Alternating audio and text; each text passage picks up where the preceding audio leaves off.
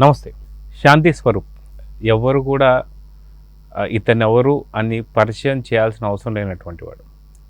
వాస్తవం చెప్పాలంటే తెలుగులో మొట్టమొదటిసారి న్యూస్ చదివినటువంటి యొక్క యాంకర్ ఎవరంటే ఖచ్చితంగా శాంతి స్వరూప్ అని చెప్పాలి.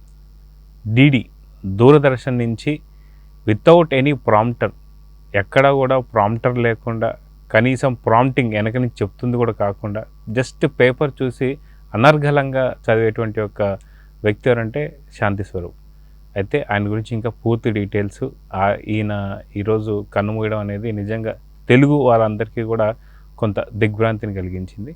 సో ఆయన గురించి ఇంకా పూర్తి డీటెయిల్స్ గురించి మనతో పాటు సీనియర్ జర్నలిస్ట్ హేమసుందర్ గారు ఉన్నారు, వారిని అడిగి తెలుసుకున్నాం. సార్ నమస్తే. నమస్తే అండి. సార్, మొత్తానికి శాంతి స్వరూప్ గారు అనగానే తెలుగులో న్యూస్ సాధారణంగా ఏంటంటే అంతకుముందు రేడియో వార్తలు అవి ఇవి అని చెప్పేసి మేము చాలా చిన్నప్పుడు ఉన్నప్పుడు మేము మా అత్తయ్య వాళ్ళ ఇంట్లో ఉండేది టీవీ, సాధారణ బ్లాక్ అండ్ వైట్ టీవీస్. ఈ టీవీ ఉన్నప్పుడు ఏం జరిగేదంటే మేము ఉండేటువంటి గొంతులో ఓన్లీ మా అత్తయ్య వాళ్ళ ఇంటి దగ్గర పక్కన మళ్ళీ ఇంకెక్కడో ఇంకొక దగ్గర ఉండేదన్నమాట. వాళ్ళది వచ్చేసి ముస్లిమ్స్, వాళ్ళ దగ్గర ఓన్లీ హిందీ న్యూస్ మాత్రమే ఉన్నప్పుడు వాళ్ళు కొద్దిగా రానిచ్చేవారు.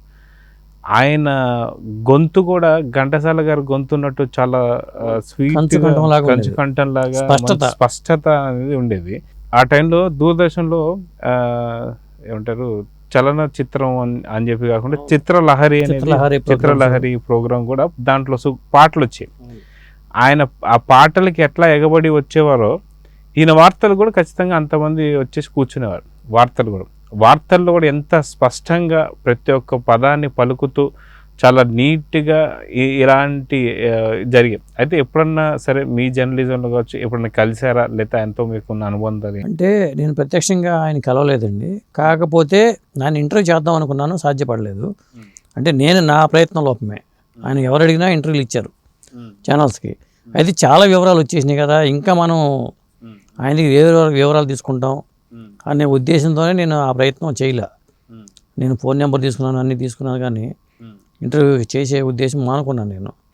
కాకపోతే అప్పట్లో అంతకుముందు దూరదర్శన్ రాకముందు మన ఆల్ ఇండియా రేడియోలో వార్తలు వినేవాడు. తిరుమల శెట్టి శ్రీరాములు అని ఇట్లా కొంతమంది పేర్లు అప్పట్లో ప్రముఖంగా వినిపిస్తే కొప్పుల సుబ్బారావు అని, అది ఆల్ ఇండియా రేడియోకి వచ్చేసరికి.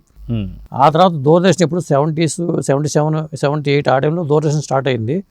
ఈయన అదే టైంలో జాబ్లో చేరారట. కానీ న్యూస్ రీడర్ రావడానికి కొంత టైం పట్టింది. 1983 అంటే అన్న ఎన్టీ రామారావు గారు తెలుగుదేశం పార్టీ పెట్టిన కొత్తలో ఆయన వార్తలు చదివేవాళ్ళు. ఆ వార్తల్లో కూడా మీరు అన్నట్టుగా ఆయన ఉచ్చారణ చాలా స్పష్టంగా ఉండేది. ఇంకొకటి ఏంటంటే అసలు ఆయన పేపర్ కింద పెట్టినవాడు కానీ ఎప్పుడు పేపర్ చూసినట్టు కనిపించేవాడు కాదు. ఎలా చెప్పేస్తున్నారు ఎలా అనుకునేవాడిని. అలాగే ఇప్పుడు వ్యక్తి చనిపోయినప్పుడు కూడా ఆయన ఫేస్లో ఎక్స్ప్రెషన్స్ మారిపోయేవి. ఆయన విషాదమైన ఒక ఎక్స్ప్రెషన్లో పెట్టేవాళ్ళు, ఆయన పెట్టి అది చెప్పేవాళ్ళు. అలా శాంతి స్వరూప్ అంటే అందరికీ చాలామందికి నోటెడ్, ఆయన ఫేస్ అనేది చాలామందికి నోటెడ్. అలాగే ఇంకొకటి ఏంటంటే ఆయన నవలలు రాశారు శాంతి స్వరూప్ గారు.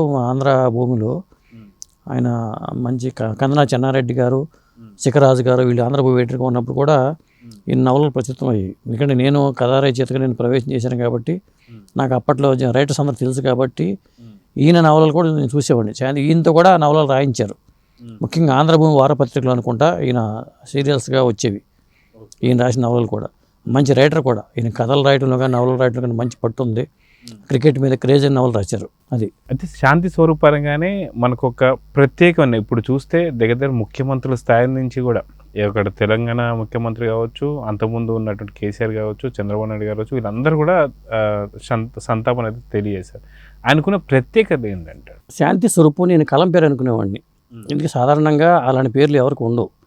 ఏ వెంకటేశ్వరరావు, సుబ్బారావు, లేకపోతే ఆనందరావు, గోవిందరావు ఉంటుంది, కానీ శాంతి స్వరూప్ అనే మోడర్న్ పేరు ఉండదు.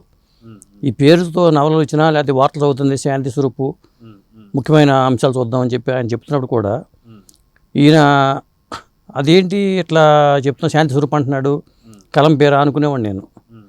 కానీ అది సొంత పేరేనే తెలిసింది నాకు. ఏజ్ అయితే ఎక్కడ దొరకట్లేదు మనకి. ఇంకోటి ఏంటంటే నేను చెప్పే ప్రధాన విషయం ఏంటంటే చాలామంది ఇంటర్వ్యూలు చూసాను నేను, వార్తలు చదవకండి వార్తలు చెప్పండి అంటున్నాడు ఆయన. అంటే చూసి చదవద్దు, చూసి చదివిన దానికి చెప్పేదానికి చాలా వేరియేషన్ ఉంటుంది. మనం చాలామంది ఏమనుకుంటారంటే బాగా చెప్పేస్తున్నారు కదా అనుకుంటుంటారు, కానీ అది చదువుతున్నట్టుగానే ఆయన తెలుస్తూ ఉంటుంది. ప్రాంప్టర్లో చూస్తున్నారు, చెప్తున్నారు, కానీ వీళ్ళ సొంత పరిజ్ఞానం కాదు అది అని క్లియర్గా తెలిసిపోతుంది. తెలిసిన వాళ్ళు ఎవరైనా పట్టుకుంటారు. కాబట్టి శాంతి స్వరూప్ అలా ఉండేది కాదు. ఆయన ఏంటి చాలా సహజంగా వెళ్ళిపోతూ ఉండేది. కాకపోతే ఆయనకి మెమరీ పవర్ బాగా ఎక్కువని నేను విన్నా. పదే 1-2 సార్లు చూసుకునేవాళ్ళట, మైండ్లో పెట్టుకుని చెప్పేస్తూ ఉండేవాళ్ళు. అట్లా అని చెప్పాడు, అది ఆయన ప్రత్యేకత. అయితే పేరు కూడా చూస్తే చాలా విభిన్నంగా, మళ్ళీ అట్లాంటి పేర్లు మళ్ళీ మనం ఎక్కడ కూడా అంత తొందరగా వినం. శాంతి స్వరూప్ అంటే శాంతికి చాలా శాంతికి ఒక స్వరూపం, ఒక రూపం ఉంటే అది శాంతి స్వరూపం అన్నట్టు.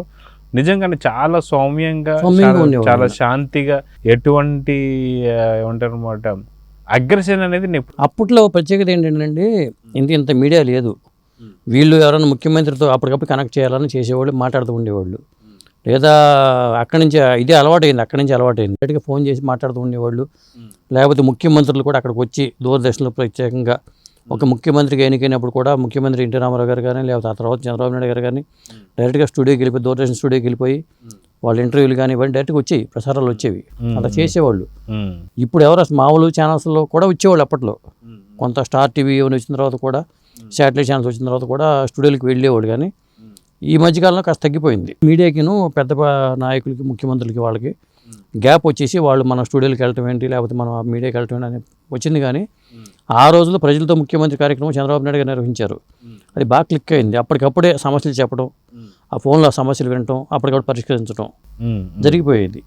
అంటే ప్రజలతో, ముఖ్యమంత్రి అనేవాడు ప్రజలతో ఉండాలి, ప్రజల సమస్యలు వినాలి అనేది ఒక పెద్ద కాన్సెప్ట్. అది శాంతి స్వరూప్తోనే మొదలైంది. సో ఇలాగా ఇంత మంచి కార్యక్రమాలు చేసిన ఆయన, అదిగా కొన్ని పుస్తకాలు కూడా రచించారు. సో మొత్తానికి ఇంతకాలం ఆయనకు సంబంధించిన మాత్రం పెద్ద వెలుగులోకి రాలేదు. సో దూరదర్శన్తోనే వెళ్ళిపోయింది. కానీ ఆయన ఎందుకని అంత పెద్ద లెజెండ్ న్యూస్ రీడర్ని ఎందుకని ఇప్పుడు ఉన్నటువంటి ఒక కమర్షియల్ డిజిటల్ ఎవరైతే ఛానల్స్ ఉన్నాయో ఆ ఛానల్స్లోకి ఎందుకు రాలేదు? ఆయన రిటైర్ అయిపోయారండి. ఆయన రిటైర్ అయిపోయి వద్దనుకున్నారు అంతే. పిల్లలు సెటిల్ అయిపోయారు, అమెరికాలో సెటిల్ అయిపోయారు, మనకి ఫైనాన్షియల్గా ఇబ్బందులు లేవు, మనం చేయాల్సిన అవసరం లేదు. కాబట్టి ఇంటర్వ్యూలు ఇచ్చి సలహాలు చెప్పేవాళ్ళు, ఇలా చేయండి అని సలహాలు చెప్తూ ఉండేవాళ్ళు అంతే. మొత్తానికి శాంతి స్వరూప్ గారి గురించి చెప్పాలంటే ఏం చెప్తారు? ఈ నేటి తరానికి ఆదర్శం. ఆయన ఎలా చెప్పేవాడు, ఒకసారి అవి ఏమన్నా వింటే, కనీసం చూస్తే, అవకాశం ఉంటే చూస్తే తెలుస్తుంది. అంటే మనం ఏంటంటే టెక్నాలజీ పెరిగిపోయిన తర్వాత మన మెమరీ పవర్ తగ్గిపోతుంది. ప్రతిదానికి గూగుల్ చేసుకునే అలవాటు అయిపోయింది. మరి ఆయన ఆ రోజులు అలా చేయలేదు కదా. అది అప్పటి గోల్డెన్ ఎరా అని చెప్పాలి. అది అప్పటి జనరేషన్ వాళ్ళు, అది వేరు. అంత మెమరీ పవరు, అంత వాయిస్లో స్పష్టత, భాష మీద పరిజ్ఞానం, భావం తెలిసేలా చెప్పడం, ఇవన్నీ కూడా ఉండేయండి. అది న్యూస్ రీడర్ ప్రత్యేకత. మనకి కొంగర జగ్గయ్య గారు ఉండేవాళ్ళు, అప్పుడు ఆకాశవాణిలో న్యూస్ రీడర్గా పనిచేశారు. ఆయన ఆకాశవాణిలో చాలా కార్యక్రమాల్లో పాల్గొన్నారు కొంగర జగ్గయ్య గారు. ఆయన వాయిస్ కంచుకంఠం, కళావాచస్పతి అనేవాళ్ళు ఆయన్ని. ఆ తర్వాత సినిమాలో నటుడిగా చాలా పెద్ద స్థాయికి వెళ్ళారు. ప్రజాప్రతినిధిగా కూడా ఆయన ఎంపికయ్యారు. అలా కొంతమంది తక్కువ మంది వ్యక్తులు ఉండేవాళ్ళు. దూరదర్శన్లో కానీ, లేకపోతే ఆల్ ఇండియా రేడియో కానీ ఎంపిక చేయాలంటే ఒక క్రైటీరియా ఉండేది. అంత టాలెంటెడ్ పర్సన్స్ని వాళ్ళు ఎంపిక చేసేవాళ్ళు. అట్లా దొరికేవాళ్ళు కూడా అప్పట్లో. మీరు అప్పుడు వార్తలు, ఆల్ ఇండియా రేడియోలో వార్తలు చదివిన వాళ్ళని చూసుకోండి, లేకపోతే దూరదర్శన్లో ఉన్న వాళ్ళని చూసుకుంటే చాలా టాలెంటెడ్ పర్సన్సే ఉంటారు వాళ్ళకి. అది వాళ్ళ ఎంపిక ప్రక్రియ అలా సాగేది. అది గవర్నమెంట్ ఉద్యోగం కావడం, దానికి ఆ ప్రమాణాలు పాటించి సరైన వాళ్ళని ఎంపిక చేయడం అనేది జరిగేది. అందువల్ల శాంతి స్వరూప్ లాంటి వాళ్ళు దొరికారు. సో చూద్దాం సార్, మొత్తానికి శాంతి స్వరూప్ గారి యొక్క ఆత్మకి శాంతి కలాలని చెప్పి కోరుకున్నాను. నమస్తే. నమస్తే.